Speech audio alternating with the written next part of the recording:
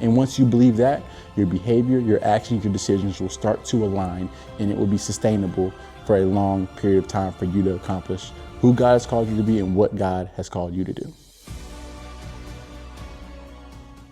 What is going on, y'all? Welcome to the Becoming series, where we just kind of sit, talk, and wrestle with a couple of things and ideas that I'm thinking about on the process and on the journey to becoming the person that God has called us to be. Because it's all about a process, it's a journey. And I want to bring y'all along my journey with me, hopefully walk with some of y'all in order to become the person that God has called me and the person that God has called you to be. So I'm super excited. And today I want to talk about the importance of behavior. And I want to talk about how to change your behavior, right? Because if we're being honest, a lot of us have behaviors or actions, or we make decisions that really don't align with the goal that God has for us or the goal that we have for ourselves, right? A lot of us have visions and ideas of what we want to accomplish. However, a lot of us don't take the proper steps in order to make those things a reality. So what I really want to do today is talk about the importance of behavior and talk about how to change that behavior sustainably, right? So we all know that in order to achieve a certain goal or achieve a certain vision that God has designed for us, that we have for ourselves, we need to make sure we have the right steps and take the right process in order to get there, right? Because if we don't have the right process and we don't take the right steps and we don't have the right course of action, then ultimately we're just not going in the right direction, or we're going in a direction that we actually don't want to go into. So today, I understand that a lot of us have goals, a lot of us have dreams, which is great.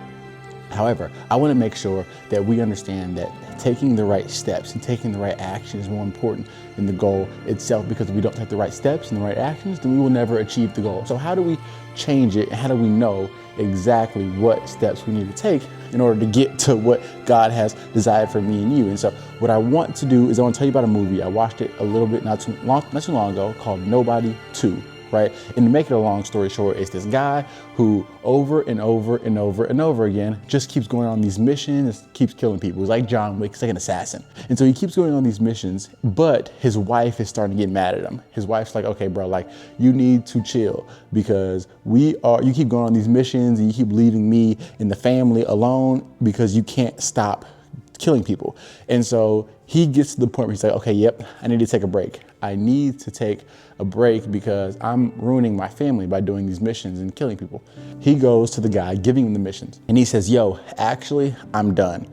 I'm done with the missions. I'm not doing it anymore. I'm taking a break. And the guy that gave him the missions just started laughing at him. And he's like, yo, why are you laughing at me? I said, I'm done. I said, I'm taking a break. And the guy, as he was walking away, he said, look, I know what you said. I know you said you were taking a break, but I know you can't take a break, because this job, this anger that's in you, this killing people, the enjoyment and the excitement and the adrenaline that you get from it, this job is in your nature, and your nature always wins. Wherever you go, there you are. Throughout the movie, he then tries to go on a break. He tries to go on this vacation in this beautiful place with his family, and the sun's out, and all of these different things to try to change his external factors in order to change his behavior.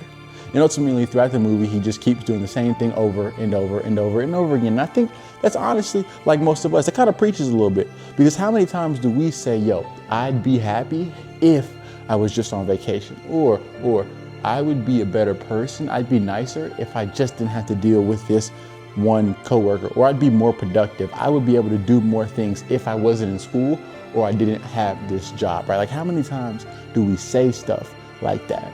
And so I really want to get down and I want to attack this belief that we have, which is that changing our external factors, changing the things around us, is actually not a sustainable way to change our behavior and our actions. Is it important? Yeah, absolutely. I'm not saying that in order to change your behavior, you don't need to be around the right friend circle and the right group of people. That's not what I'm saying. I'm saying that is not the ultimate way to change it effectively over a long period of time. To accomplish a big goal, you need a big process. And so to do it over a long period of time, you ultimately have to have something deeper than just changing your external factors. There has to be something deeper. So what is that deeper? I think that's the question today. Like, what is it that will help me ultimately align the right actions with the right goal, but also how can I change those behaviors for a long period of time? And so I have this analogy or this acronym called BIB, B-I-B, BIB, right?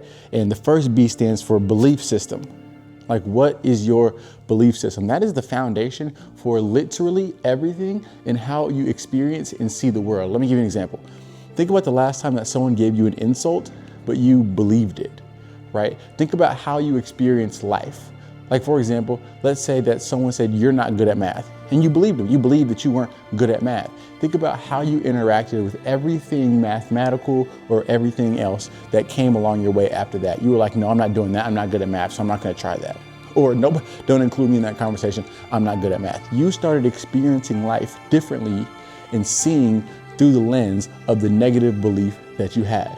Your belief system is important. What do you believe, right? If you don't believe you're successful, then how could you think that your actions could cater to you being successful? The B stands for belief system, and then it goes to your I, which is your internal system. Your internal system is your feelings, that's your emotions, that's what your anxiety, like everything that you feel inside is your internal system. And it is a direct reflection of your belief system. I don't know if you remember being a kid and then you were believing that there was like monsters under your bed. And because I believed so strongly that there were monsters under my bed, I started to feel scared. I started to feel, and the feeling was an indication of what I was believing. That's your internal system. And the last B in the acronym BIB stands for behavioral system. That's where I want to sit on and hone in on as we finish this little rant conversation, working through situation. Your behavioral system is obviously your actions. Those are your decisions. Those are your behaviors, the external things that happen and that you choose to do. Right? But your behavioral system is affected by your internal system, which is affected by your belief system. In order to change your behavioral system for a long period of time, you ultimately have to go back to the root, which is your belief system.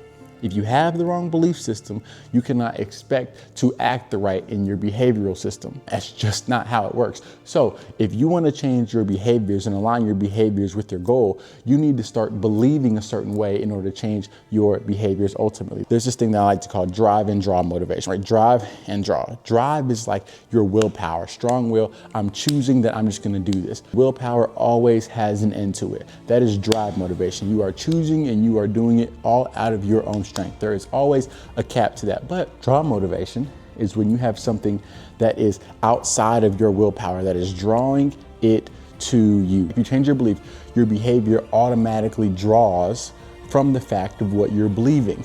It's not strong will, it's not motivation, it's not just your power. It is actually a reflection, an indication, and it's drawing from what you are believing. And so in order to change our behavior sustainably for a long period of time effectively, we have to ultimately change what we are believing. If you want to change your behaviors and ultimately align your action and your decisions to cater to your goal, right, to achieve all that God has called you to be and become the person that God has called you to be over a process, I need you to change what you are believing. I need you to believe that you actually can be successful. I need you to believe that you are a son or daughter of God. I need you to believe all the things that the Bible says about you and not what anybody else says about you, because that's not important. They don't know you like God knows you. Read God's word and figure out what God says about you. And once you believe that, your behavior, your actions, your decisions will start to align, and it will be sustainable for a long period of time for you to accomplish who God has called you to be and what God has called you to do.